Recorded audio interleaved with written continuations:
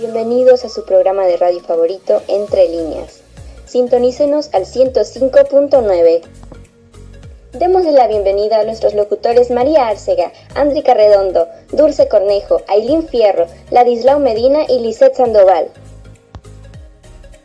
¿Qué es un lenguaje de programación? Un lenguaje de programación es un lenguaje formal diseñado para expresar procesos que pueden ser llevados a cabo por máquinas como puede ser un ordenador. En el caso de los PLC, los lenguajes de programación por los que surgieron junto al mismo tiempo de la aparición del primer PLC en 1968. Así se explica por qué no se utilizaron para este fin de lenguaje por programación de alto nivel como Pascal y CI. En su lugar se emplearon otros lenguajes más simples y fáciles de entender, como los podremos ver a continuación. Fue la tercera parte del estándar IEC 61131 el que se consideraron estos lenguajes para la programación de los PLC. De este modo se definieron los 5 lenguajes: diagrama de funciones secuenciales, diagrama de bloques de funciones, diagrama de tipo escalera, un lenguaje de diagramas de relés, texto estructurado, un lenguaje de alto nivel como el del tipo de texto estructurado, lista de instrucciones, lenguaje de tipo ensamblador con uso de acumuladores. Pasos. Los pasos son una serie de símbolos secuenciales individuales que se representan por cuadros numerados. Los cuadros numerados que pueden contener nombres que describen la función del paso. Transiciones. Las transiciones son los elementos del diagrama que describen el movimiento de un paso a otro. Su representación es una línea horizontal corta. Enlaces.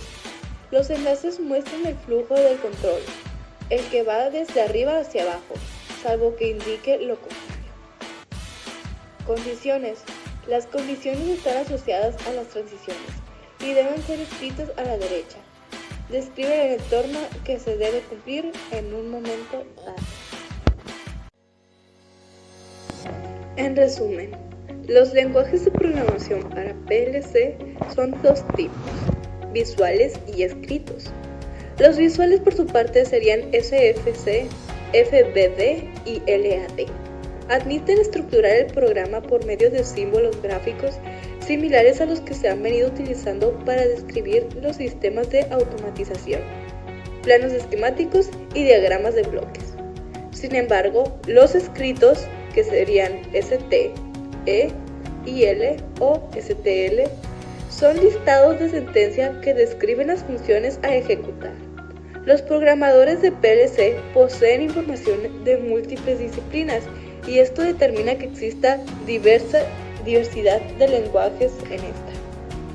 Los programadores de aplicaciones familiarizados en el área de industrias prefieren lenguajes visuales.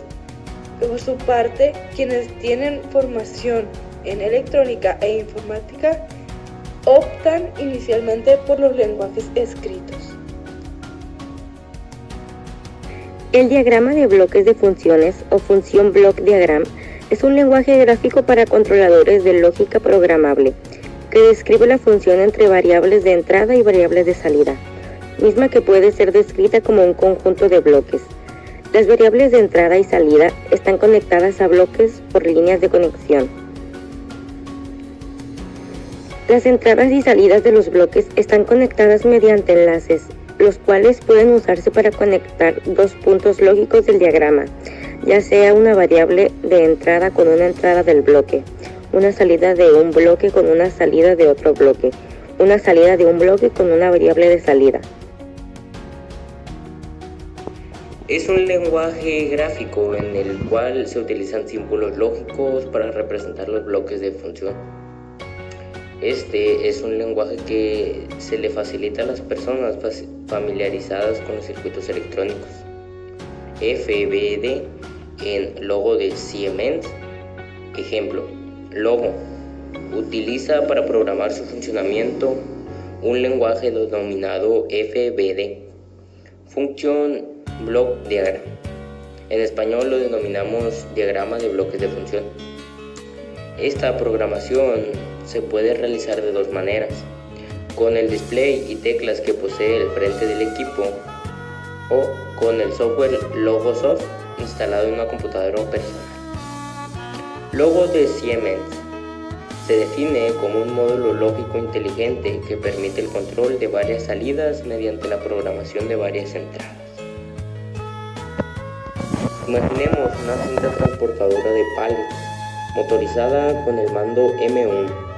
Este mecanismo es operado por dos botoneras, S2 y S3, ubicadas en los extremos del transporte. El operador encenderá el motor oprimiendo el botón. Al soltarlo se detendrá. También consideramos la instalación de un fin de carrera B4, que se activa con el pallet en su posición final. Por último, una habilitación principal que denominamos S1 y es condición necesaria para el funcionamiento de los pulsadores. Circuito electrónico de mando sería el que muestra en la imagen. El solenoide Q1 nos permite accionar el contador que se conecta en el motor de la red trifásica. Notarán que faltan algunos elementos habituales en este tipo de instalaciones, pero sabrán entender que es solo un modo de ejemplo. Fusible de tensión de comando, que está como F1. Contador NA habilitación, está como S1. Contacto NA pulsador J, está como S2 y S3. Contacto NC fin de carrera, está como B4.